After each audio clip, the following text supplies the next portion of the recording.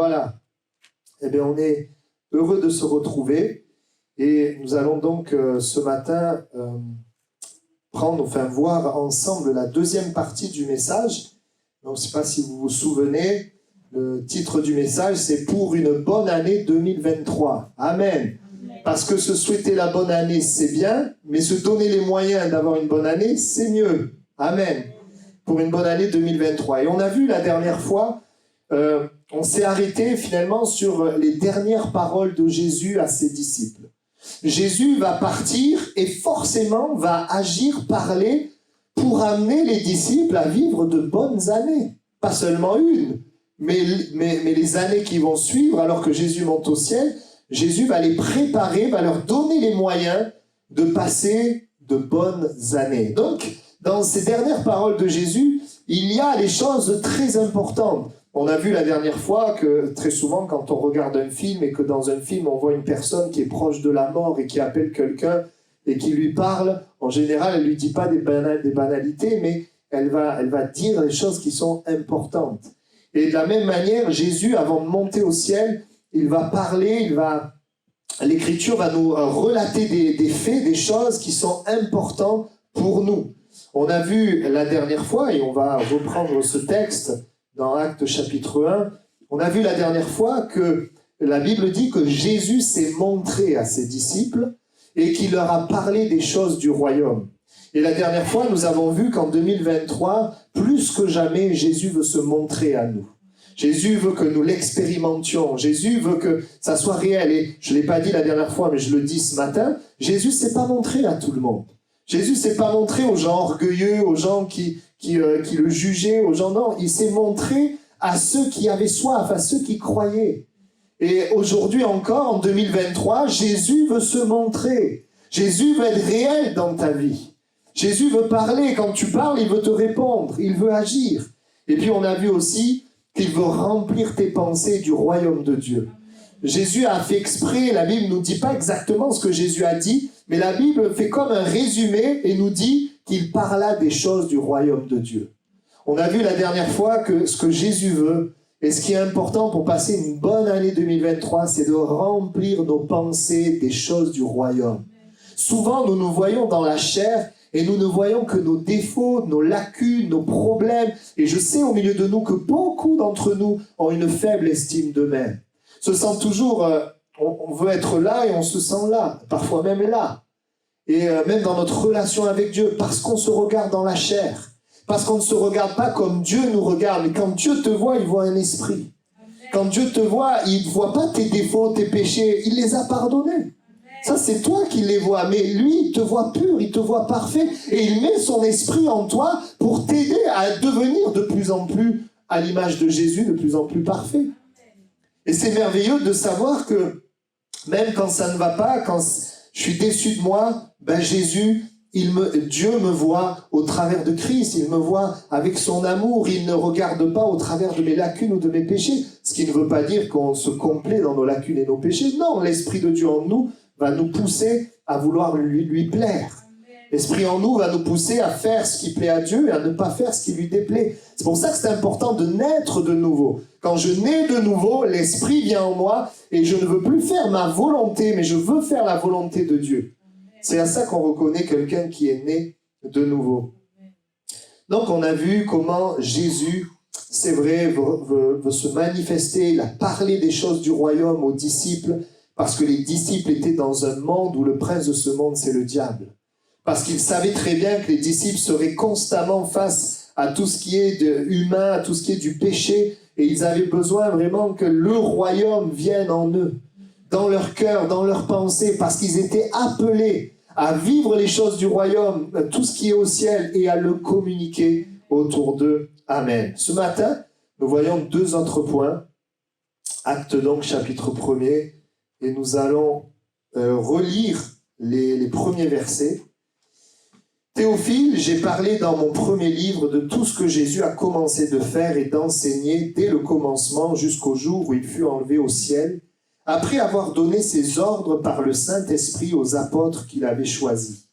Après qu'il eut souffert, il leur apparut vivant et leur en donna plusieurs preuves, se montrant à eux pendant 40 jours et parlant des choses qui concernent le royaume de Dieu.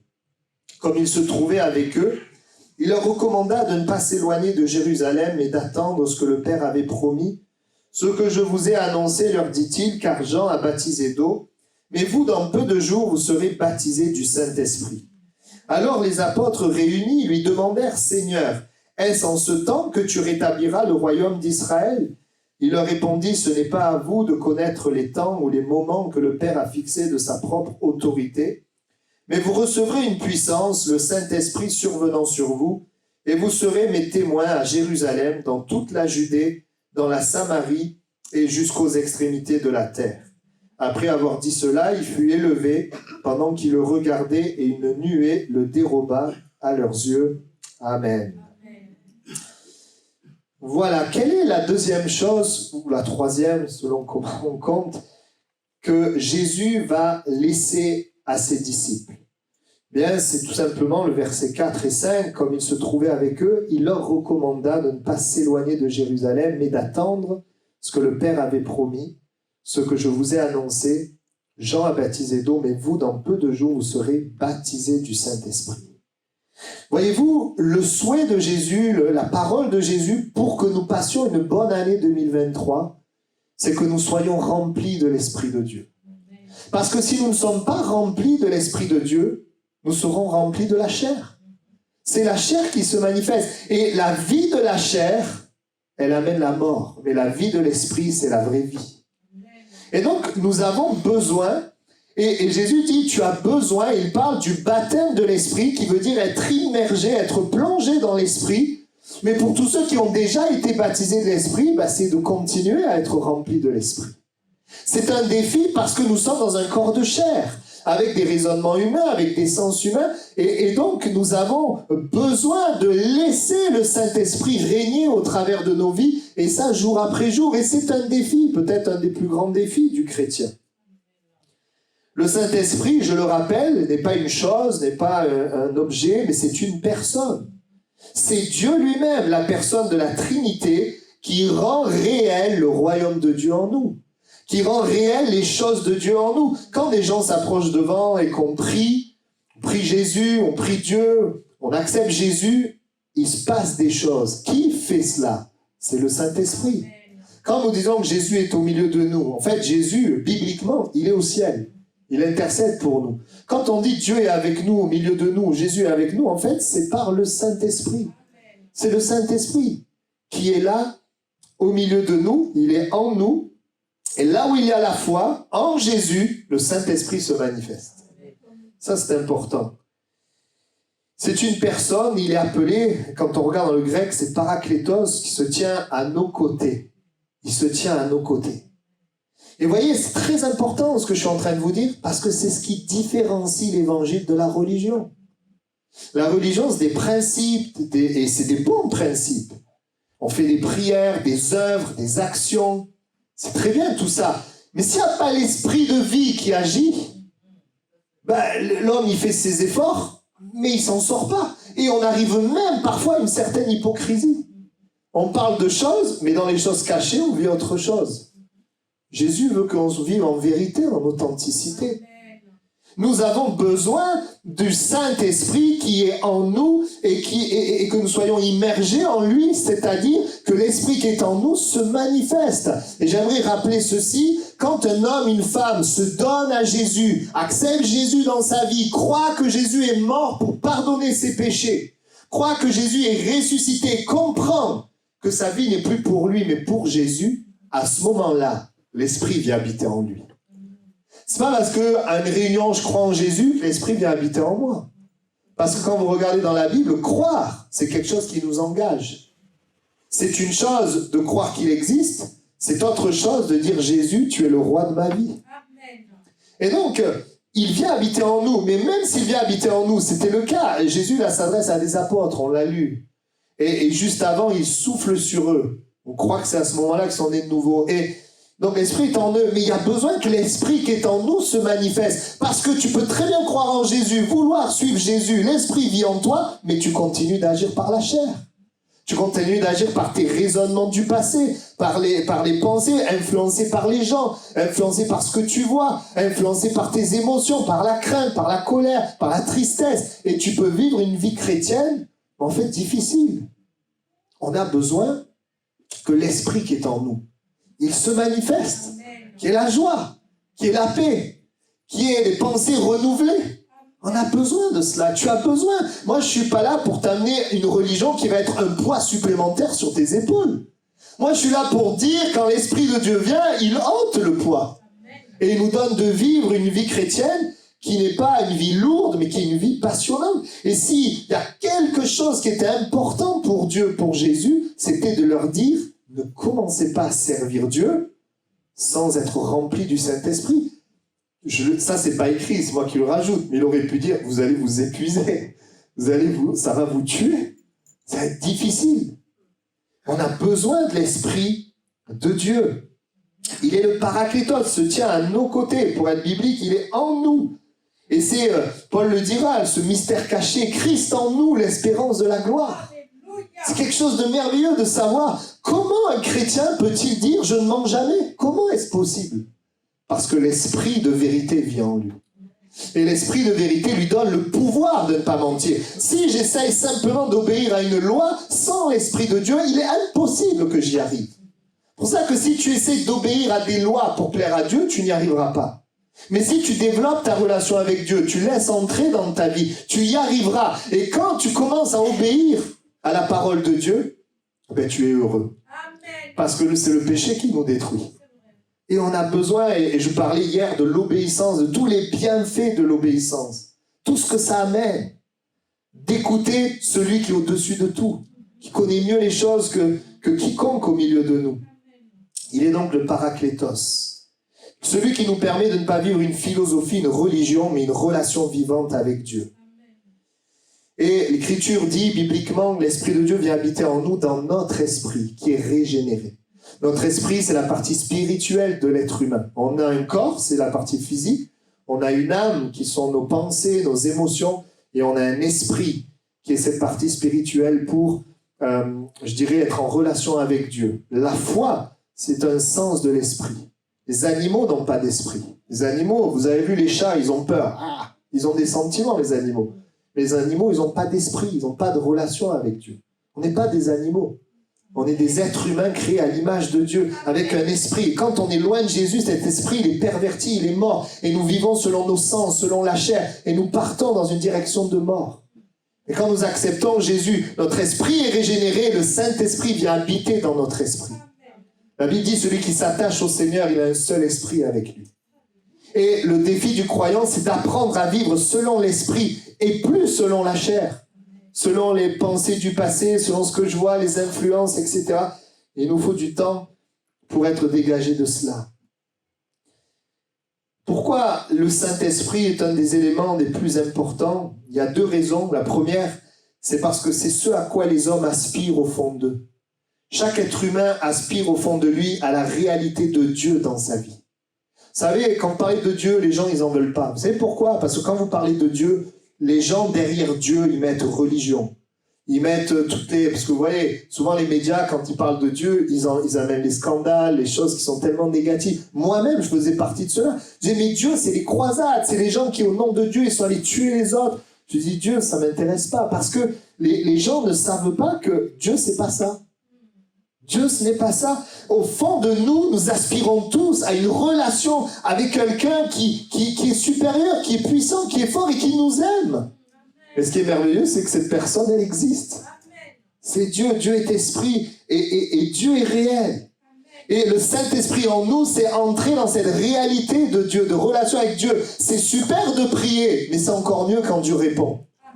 On a besoin qu'il réponde. On a besoin qu'il agisse. On a besoin qu'il soit réel dans nos vies, dans notre quotidien, pas seulement à l'église, dans notre famille, dans nos combats intérieurs, dans le travail, là où nous sommes. On a besoin de la réalité de Dieu. C'est l'Esprit en nous et le fait d'être rempli, baptisé de l'Esprit qui amène cette réalité.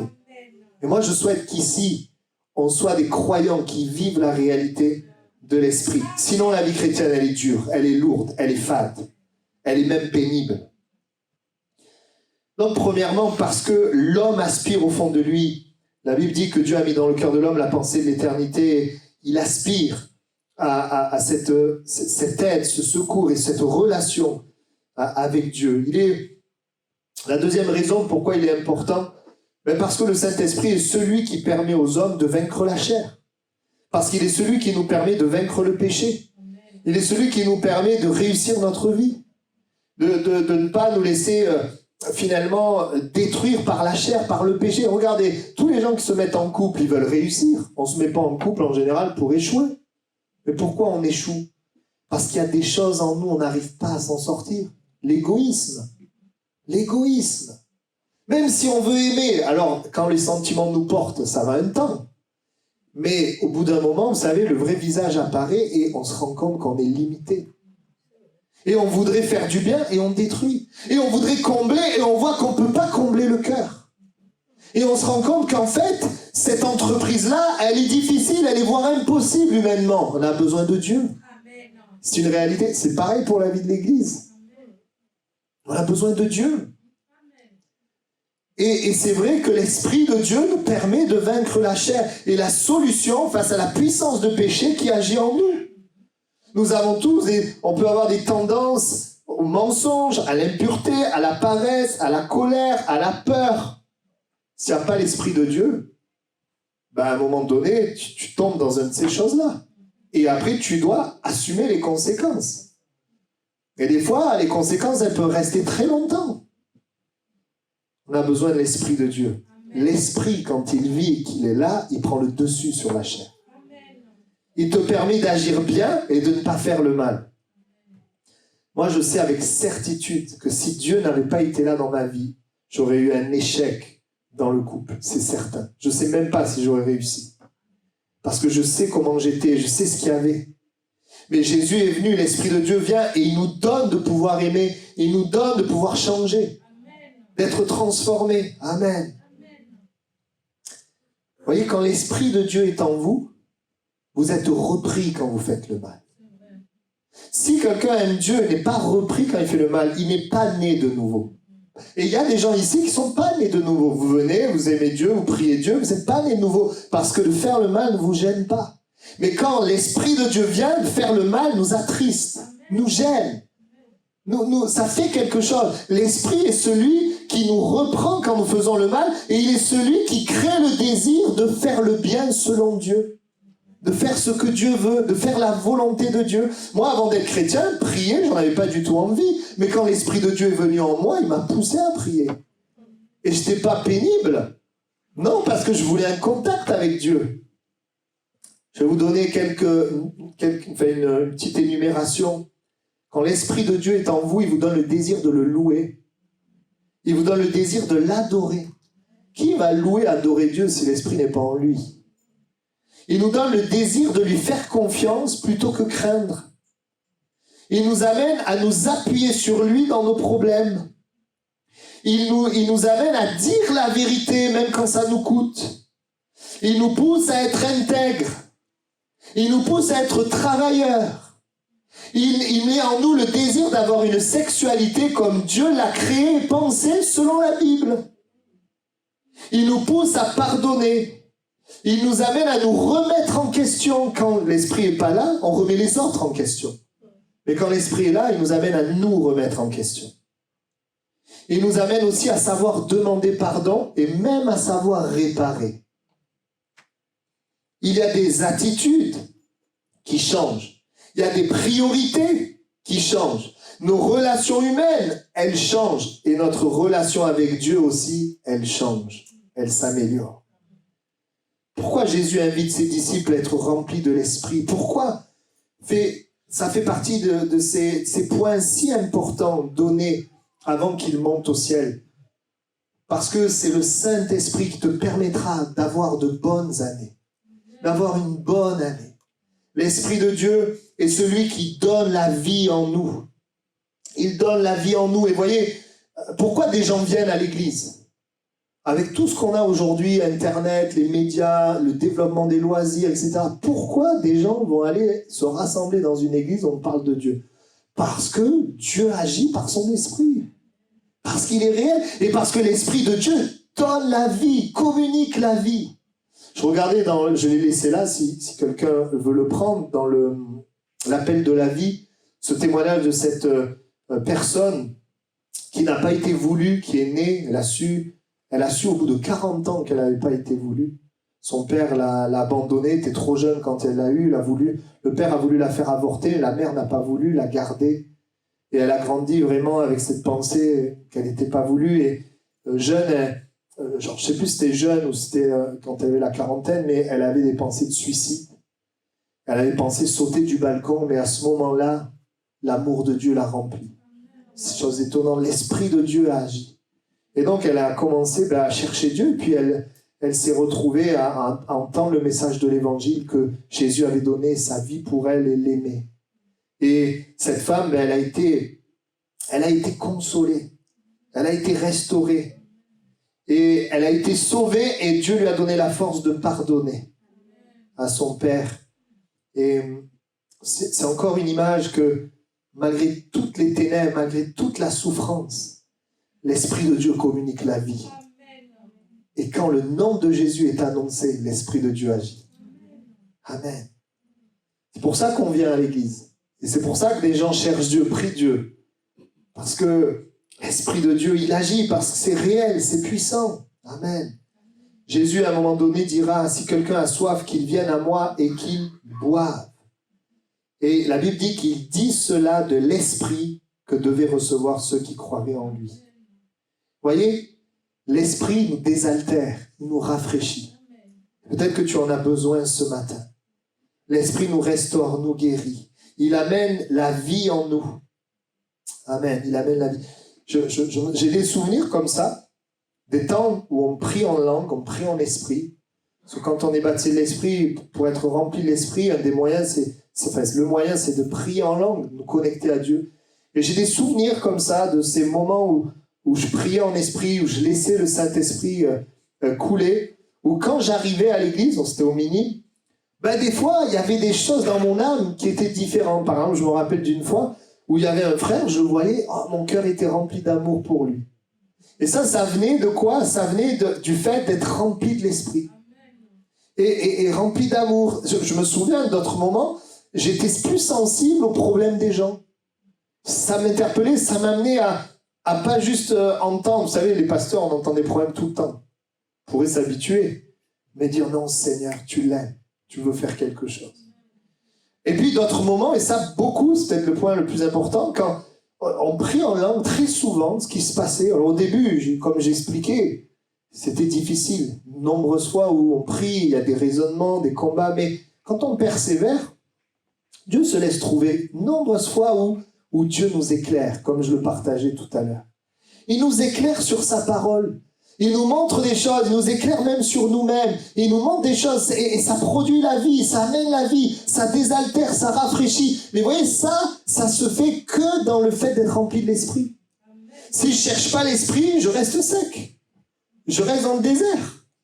L'Esprit de Dieu, il va être donné à tous ceux qui confessent Jésus et qui croient. Amen. La Bible dit qu'il vient nous aider dans nos faiblesses. Et combien de fois même Dieu conduit même des paroles, des messages. Et l'Esprit de Dieu agit. Et on a besoin de plus de lui. Amen. Moi le premier. J'ai même vu parfois dans la prière, alors quand on est dans la foi, que ça renouvelle nos forces physiques. Alors quand on n'est pas dans la foi qu'on prie, ça renouvelle rien. Mais quand on est dans la foi, que l'Esprit, la présence de Dieu est là, ça renouvelle même nos forces physiques. Et je voudrais te donner soif dans l'année 2023 de développer ta relation avec le Saint-Esprit. De pas juste en rester là où tu connais, parce qu'en fait, Dieu de son côté, il veut te parler. C'est vrai que tout l'enfer et les ténèbres, ils vont tout faire pour te décourager dans tes pensées. Te dire, ça sert à rien de prier en langue. Ça sert à rien d'être baptisé d'esprit. Tu dis des bêtises. Regarde ta vie. Toutes sortes de pensées, parce que c'est ce qui m'est arrivé quand j'ai voulu chercher Dieu. Davantage. Mais c'est la clé. C'est le secret. Jésus dit, je veux vous remplir de l'esprit, afin que vous avanciez avec ma force. Et il y a, c'est vrai, ce renouvellement, cette vie qui est donnée, consolation. Combien de fois j'ai vu quand des gens, on va prier tout à l'heure, pour que des gens soient baptisés de l'esprit. Combien de fois j'ai vu les personnes vivre, par exemple, la consolation. Vivre une force, une confiance qui vient surpasser les craintes. Vivre même des dons spirituels, des paroles, comme des prophéties, des paroles vivantes qui viennent leur parler. Ou encore la paix qui vient dans leur cœur. Et ou encore, et ça je l'ai vu souvent, la joie. Cette joie profonde qui est liée au Saint-Esprit lui-même. Parce que Dieu est ce à quoi l'homme aspire. Et on a vu aussi la libération du péché, la victoire sur le pouvoir de la chair. Mais bon, une fois rempli de l'esprit, tu as la victoire, mais il faut continuer de l'être. Et ça, c'est un défi. Nous marchons par la foi. Nous avançons et nous agissons selon la volonté de Dieu, le désir de plaire à Dieu, la crainte de Dieu. On accepte les standards de Dieu sur le bien et le mal, pas nos propres standards.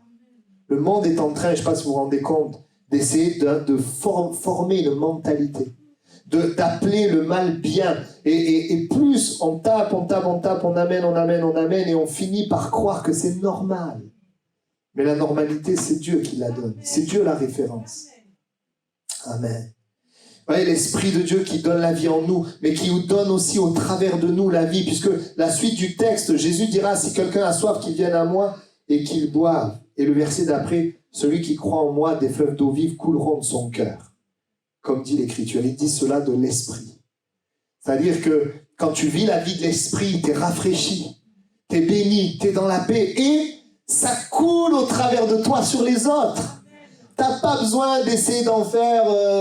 non, c'est presque naturel. Tu parles et Dieu agit. Tu es saisi de foi, tu pries dans la foi. Il y a des choses qui se passent. Parfois même, comme je le disais, tu es rempli de joie et les gens ils voient qu'il y a une joie qui est quand même surprenante, surtout si on traverse des difficultés. Ça coule au travers de nous. Amen. Vous savez, Jésus lui-même, notre exemple, a été revêtu de l'Esprit. Et la vie de l'Esprit a coulé sur les autres. Il n'y a pas une personne qui est venue à Jésus qui est repartie comme elle était. Les gens qui sont venus à Jésus sont repartis avec la vie. Et Jésus nous montre l'exemple. Cette vie au travers de Jésus, c'était finalement le Saint-Esprit en lui. Pour nous montrer l'exemple et nous dire c'est possible pour nous. C'est pour ça que Jésus nous dit que nous pouvons faire les mêmes œuvres que lui et même de plus grandes. Par le Saint-Esprit qui est en nous. On a du mal à l'accepter ça. Vous savez pourquoi? Parce qu'on est focalisé sur notre faiblesse, notre chair, ce qu'on est sans lui. On a besoin de se voir en lui. Les dons de l'Esprit, les 9 dons qui nous sont communiqués dans le Nouveau Testament pour manifester le surnaturel de Dieu, le fruit de l'Esprit, mais aussi pour avoir la force de supporter la souffrance pour le nom de Jésus. L'Esprit donne la vie en nous, au travers de nous, et nous pouvons développer une communion avec le Saint-Esprit. C'est une personne qui est avec nous et Jésus dira, il sera toujours avec vous. Je prierai le Père et il vous donnera un autre consolateur afin qu'il demeure éternellement avec vous. Je suis content de savoir que Dieu sera avec moi maintenant éternellement. Sur la terre, dans cette vie avec des combats, puis ensuite dans le ciel où il n'y aura plus de combats. Et l'Écriture nous rappelle que l'Esprit qui est avec nous, il parle, il enseigne, il rappelle. Vous voyez, ce que je suis en train de prêcher, ça peut être lourd si on ne le vit pas. Mais je vous assure que quand on le vit, c'est passionnant. D'avoir le Saint-Esprit qui nous rappelle des paroles à un moment donné pour faire quelque chose.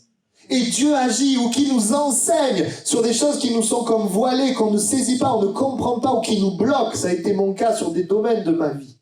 Et où Dieu enlève le voile. Il nous enseigne. Et cet enseignement, et c'est de là où tu reconnais l'enseignement de Dieu, de l'Esprit, cet enseignement, il produit la vie en toi. C'est pas juste un enseignement qui remplit ta connaissance, tes pensées. C'est un enseignement qui produit la vie en toi. Certains comprennent, peut-être d'autres non, mais si tu viens à Jésus, si tu t'approches de Jésus, tu vivras toutes ces choses-là. Tu aspires à être rempli de l'Esprit. Nous avons besoin de cette réalité de Dieu dans notre vie. Ces deux sens, que notre vie de prière ne soit pas juste un monologue, mais qu'il puisse nous répondre. Le Dieu qui est avec nous, qui nous aide dans nos combats, qui est puissant. Et de combien c'est important sa puissance, parce que nous sommes faibles. Amen. L'Écriture dit Que la grâce du Seigneur Jésus, l'amour de Dieu et la communication du Saint-Esprit soient avec vous tous. J'aimerais vous dire ceci. Écoutez bien. Dieu veut communiquer avec vous. Le Saint-Esprit veut communiquer avec vous. Si on s'approchait de Dieu dans la conscience que l'Esprit veut nous communiquer, ça nous aiderait, je vous assure. Nous, souvent, on s'approche de Dieu en se disant « Comment je vais faire pour atteindre Dieu? Comment je vais faire pour qu'il me parle, pour que je l'entende ?» Et des fois, on a besoin d'un positionnement de foi. Je vais terminer le message. Et il y a aussi dans le texte, alors que Jésus leur parle du Saint-Esprit, au verset 6, « Alors les apôtres réunis demandèrent « Seigneur, est-ce en ce temps que tu rétabliras le royaume d'Israël ?» C'est intéressant parce que dans ce moment où Jésus leur donne ce qui est important, les disciples ont aussi leur pensée de ce qui est important. Et les disciples, ils viennent vers Jésus et pour eux, ce qui est important, c'est de savoir quand est-ce que Jésus rétablira le royaume d'Israël. Et des fois, nous, dans nos vies chrétiennes, pour passer une bonne année, on pense que ce qui est important, c'est de savoir certaines choses. C'est que peut-être Dieu se révèle sur ce qu'il veut faire dans l'avenir. Ou parfois, il y a des choses comme ça, on pense que c'est important. On veut connaître les temps. On veut avoir des précisions sur quand Dieu va agir. On veut connaître le temps de l'accomplissement de la promesse. Mais voyez, l'Écriture nous montre que pour Jésus, ça, c'était pas important. C'est pas ça qui nous laisse, c'est pas ça qui... Jésus leur a montré que c'était pas ça qui était important. Jésus dit, ce n'est pas à vous de connaître les temps ou les moments que le Père a fixés de sa propre autorité. Parce qu'en fait, on veut quelque part essayer d'éviter de devoir croire. On préfère savoir que croire. Mais il y a des moments où Dieu nous dit, non, il y a des choses, tu dois me faire confiance et tu dois vivre dans cette dépendance. Le Saint-Esprit est dépendant de lui, c'est plus important que de savoir les choses. Parce que si tu savais les choses, tu n'aurais pas besoin du Saint-Esprit, de dépendre de lui. Et on voit que finalement, les disciples, ils sont là avec leurs pensées. Peut-être tu es là avec tes pensées. Souvent, on est là, on dit, Dieu, je veux que tu fasses ça. Alors, on ne le dit pas comme ça, on est respectueux. Hein. Mais dans nos cœurs, quand même, on dit, il y a intérêt que ça marche. Des fois, c'est ça, surtout quand on est jeune converti. Mais Dieu, tu ne peux pas le mettre dans un cadre, dans une case, dans une boîte. Non, il y a des choses, Dieu nous dit ce qui est important. Ce sont ces choses-là, le royaume dans tes pensées. C'est que le Saint-Esprit te remplisse. Ce n'est pas important pour passer de bonnes années de connaître les temps. Alors, quand je dis ça, bien sûr, je nuance. Le Seigneur, dans sa parole, va nous donner quand même des paroles sur l'avenir. Il ne nous laisse pas sans connaissance, vous comprenez, je nuance. Il y a des choses où Dieu nous montre clairement que celui qui se lèvera le dernier, c'est Jésus-Christ. Et il nous donne les signes de la fin des temps. Mais il nous dit, par exemple, concernant le jour et l'heure du retour, personne ne le sait. Et c'est une erreur d'aller essayer de chercher à savoir. De savoir quand Dieu va agir demain, plutôt que de lui faire confiance aujourd'hui. Et Dieu te dit, ce qui est important, c'est pas que tu t'inquiètes pour demain, c'est que tu crois aujourd'hui. Amen. Tu peux passer une bonne année sans connaître certaines choses et en faisant confiance en Dieu. Tu peux dire Amen. Je termine le message. Je termine vraiment. Vous savez qu'un pasteur, il termine 3-4 fois. Je plaisante. Acte 1:8. Dernier point que Jésus leur donne qui est important. Vous recevrez une puissance, le Saint-Esprit survenant sur vous, ça on l'a vu. Et vous serez mes témoins à Jérusalem, dans toute la Judée, dans la Samarie et jusqu'aux extrémités de la terre. Amen. Jésus donne le troisième point important. Il parle de l'esprit qui est indispensable pour réussir. Et là, il parle de la mission du croyant. Si tu veux réussir ton année 2023, tu dois savoir pourquoi tu vis. Pour quel but tu vis. Quel est le but de ta vie? Est-ce que le but de ta vie, c'est d'avoir un bon travail, une bonne position, de l'argent, de réussir dans tes relations, être connu, avoir beaucoup d'abonnés sur des trucs d'Internet? Est-ce que c'est ça ton but? Jésus, il ne veut pas laisser les disciples sans savoir où aller. Il donne son esprit, certes, il donne la vie, mais l'esprit, il est donné aussi pour un but. Qui est la gloire de Jésus, faire connaître Jésus pour que des hommes et des femmes soient sauvés. Que des hommes et des femmes connaissent l'amour de Dieu. Et je voudrais te dire, si tu veux passer une bonne année 2023, tu dois être conscient de la mission de Dieu sur ta vie. Que nous sommes des témoins. Un témoin, c'est quelqu'un qui a vu quelque chose, qui a vécu et qui le raconte. Et la différence avec un témoin, par exemple, témoin d'un accident, tu as vu un accident, tu le racontes. Là, quand on parle d'être témoin de Jésus, j'ai vu Jésus agir dans ma vie. Je l'ai vu faire et je le raconte dans le but que la personne, elle le connaisse aussi. Elle vive la vie aussi. C'est notre but. Ne te trompe pas de but. Ton but, c'est d'être un témoin de Jésus. Et si on veut passer une bonne année, il faut poursuivre le bon but. Parce que poursuivre un mauvais but amène de la déception et parfois une mauvaise année. Parce que c'est terrible. Vous voyez, je pensais, toutes les personnes, imaginez, qui ont ouvert des restaurants juste avant la crise sanitaire. Et on a compassion d'eux, parce que qui pouvait deviner? Ils ouvrent un restaurant, ils investissent, ils vont voir des banquiers, ils font des prêts, font des sacrifices. Ils travaillent, ils réfléchissent, ils développent, ils achètent le mobilier, ils font tout. Et t'arrives, crise sanitaire, les restaurants ils sont fermés, ils sont obligés de mettre la clé sous la porte. Et on a même prié pour toutes ces personnes qui souffraient du Covid. Mais c'était terrible. Parfois, on est là, on a un but, une mission, mais il reste rien après. Et voyez, vivre pour les choses de la terre, c'est un peu comme ça. On vit pour plein de choses, on s'agit pour plein de choses, des papiers, on réfléchit, on travaille. Mais finalement, à la fin, quand tu meurs et tu vas dans l'éternité, il reste rien. Et tu te rends compte que tu es passé à côté de quelque chose. Tu es passé à côté de la mission de Dieu. Tu arrives, alors si tu crois en Jésus, tu vas quand même au ciel. Mais tu arrives au ciel et tu n'as rien fait parce que tu étais occupé à faire autre chose qui maintenant n'est plus là. Est-ce que vous saisissez? Et c'est important qu'on comprenne, même dans mon travail, on doit travailler parce qu'il nous faut gagner de l'argent pour vivre. Mais tout ça, ça reste pas dans le ciel. Ce qui reste, c'est l'amour que tu vas donner aux gens autour de toi. Et le fait que Jésus aime au travers de toi. Le témoignage que tu vas donner. Alors, je suis pas en train de dire ça pour te mettre une pression où il faut que tu témoignes absolument. C'est pas ça. Mais nous avons ça dans notre cœur et nous avons le désir que les gens autour de nous, ils connaissent Jésus. Déjà, par notre manière de vivre, ils le voient. Parce qu'il y a des métiers où on a plus ou moins de liberté, il nous faut de la sagesse. Mais on est des ambassadeurs de notre monde. On est des ambassadeurs du royaume de Dieu. Et des fois, on se comporte comme si on était on est ceux qui vivent sur terre et c'est notre maison, c'est comme si on allait vivre éternellement ici. Ben non, on est pèlerins sur cette terre. Alors peut-être quand on est jeune, on n'y pense pas. Mais c'est dommage d'attendre trop qu'on soit vieux pour se dire, mince, j'ai raté ma vie, je suis passé à côté. Et Jésus ne voulait pas qu'ils se trompent.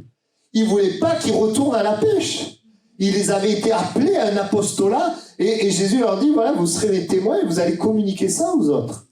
Mais pas par vos propres forces, par l'Esprit de Dieu qui est en vous. Amen.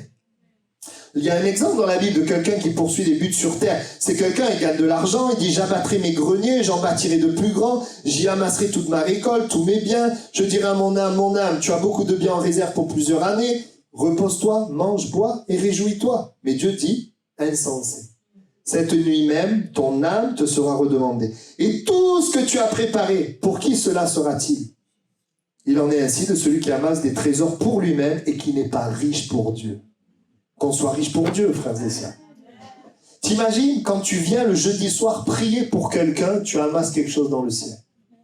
Quand tu t'occupes des choses de la terre, tu sais bien, il faut le faire, il y a des choses, il faut s'en occuper, je suis pas en train de vous dire. Mais il faut que dans notre vie, notre but, il soit clair.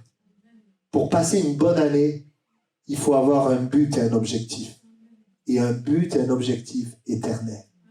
Un but et un objectif de Dieu. Connaître Dieu, servir Dieu, et servir Dieu dans l'Église et en dehors de l'Église. Vivre, chercher à connaître Dieu, servir Dieu, aimer. Nous avons été créés pour aimer comme Jésus a aimé. Amen. Des fois, je me lève le matin, je me dis, David, tu as été créé pour aimer, c'est super, tu peux faire des choses pour Dieu parce qu'il y a toujours des gens autour de toi. J'ai déjà mes enfants à aimer, mon épouse à aimer, l'Église, les gens que je rencontre. Bon, c'est pas toujours évident, mais oui, je me lève le matin avec un but. Amen. Et c'est important de poursuivre le bon but. J'ai dit que je terminais, donc il faut terminer. Dieu dit à Jérusalem, en Judée, en Samarie, jusqu'aux extrémités de la terre. Nous pouvons évidemment remplir cette mission là où il nous a placés, ici à Toulouse-Est, dans nos familles, mais aussi autour de nous, le voisinage, et même Quand le Seigneur nous le permet, par exemple, on fait des parrainages en Inde, on sert le Seigneur de cette manière aussi aux extrémités de la terre, c'est une des manières. On prie pour les gens qui sont persécutés, on prie pour ceux qui sont au loin, c'est une manière. Je voudrais vous rappeler, on avait fait un message sur ça, par la prière, tu peux servir Dieu et racheter le temps. Amen. C'est la mission de Dieu, c'est pour ça que c'est important, c'est pour ça que Jésus est venu. La mission va bien au-delà de la vie ici-bas, elle a un impact pour l'éternité. Et combien je me réjouis de savoir qu'un jour dans le ciel, nous verrons tout l'impact du fait d'avoir poursuivi le bon but, des gens qui ont été sauvés, touchés. Il y aura des gens, vous ne saurez pas, vous le découvrirez dans le ciel. Vous avez parlé, il semble que rien ne soit passé, mais 4 mois après, il se passait quelque chose, vous n'étiez plus en contact, vous ne le savez pas, et vous le saurez dans le ciel. À chaque réunion de prière, vous êtes venus, vous avez mis votre foi, même si la chair ne voulait pas, c'était difficile. Vous avez prié. Déjà, on voit des réponses. Dieu nous donne déjà de voir des réponses. Mais il y a des choses qu'on ne peut pas imaginer. Que par une prière, tu peux sauver toute une famille.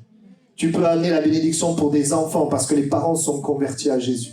On ne peut pas imaginer tout l'impact, la vie de l'enfant qui est transformée, changée, juste parce que tu as décidé de prier. Tu as décidé d'aimer, tu as décidé de croire, malgré la chair qui nous pousse à toutes sortes d'activités. Je disais, je crois que c'était hier, aujourd'hui, sur des applications sur le téléphone, tu en as plus de 3,4 millions.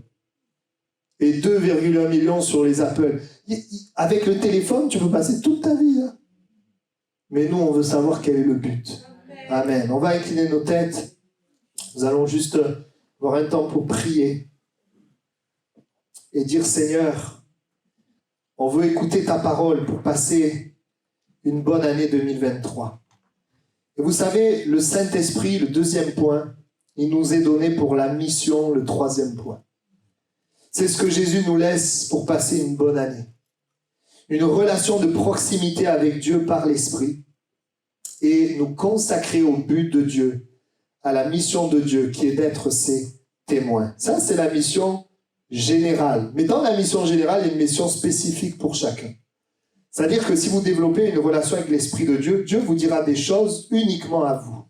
Il se servira de vous d'une manière spéciale et particulière, qui ne sera pas pareil que les autres. La mission d'être témoin, ça concerne tout le monde. Mais après, quand on le cherche, quand on a une relation avec Dieu, il nous conduit dans des œuvres qu'il a préparées d'avance. Des choses étonnantes, on n'avait pas pensé. Vous voyez, moi, Toulousain, je ne l'avais pas prévu, penser. Mais le Seigneur m'a mis ici. Et je bénis le Seigneur pour ce que j'ai vécu ici. On apprend tellement de choses du Seigneur dans l'œuvre de Dieu. Alors, si ce matin, tu désires considérer ces points, tu désires dire, Seigneur, baptise-moi de l'Esprit, remplis-moi de l'Esprit, eh bien le Seigneur va le faire. Je vais inviter Mathias à venir au piano si tu peux jouer quelque chose. Je priais, je disais, Seigneur, dimanche matin, passe au milieu de nous pendant le temps d'appel et baptise de l'Esprit. Jésus, remplis de l'Esprit. Je vais vous amener à fermer vos yeux. Il y a des personnes ici qui peut-être n'ont pas l'enseignement, et Dieu permettra qu'on le fasse.